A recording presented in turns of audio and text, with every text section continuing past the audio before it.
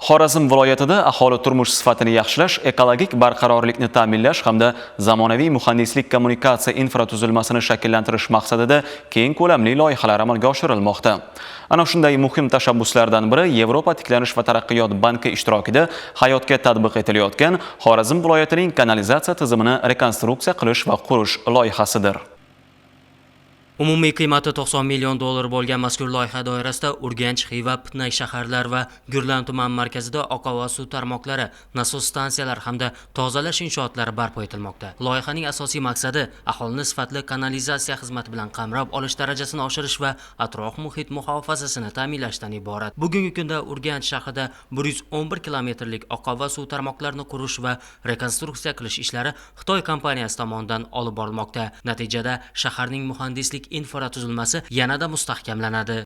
我们是江西中煤建设集团有限公司，在这里承建污泥。 Hozirgi kungacha biz bir nechta davlatlarda kanalizatsiya ishlarini olib borganmiz. Shulardan biri yurtingizdagi Urganch shahrida boshlangan ishlar. Mahallalardagi eski oqova suv tarmoqlari quvurlarini yangisiga almashtiryapmiz. Ishlarni jahon standartiga asosan sifatli olib boryapmiz. Loyiha 2 yil ichida yakuniga yetkaziladi. Hozirgi kunda ishlarning 20% bajarildi. 总体已经建设了。 Urganch shahrimizda oqova suv tarmoqlarini rekonstruksiya qilish ishlari ketmoqda. Xitoylik hamkorlarimiz tomonidan oqova suv tarmoqlarini yangilash ishlari olib borilmoqda.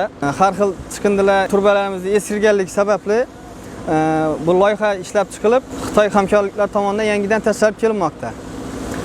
Bu loyiha yakuniga yetgandan keyin shahar aholisini oqova suv tarmoqlarini chiqib ketish ishlari, tiqilish ishlari kam bo'ladi. Bu loyihada asosan oqova suv tozalash inshooti ham kiritilgan, oqova suvlarni yig'ib olib chiqarib tashlash nasos stansiyalari ham kiritilgan bo'lib, loyihaning asosiy qiymati 90 million dollar.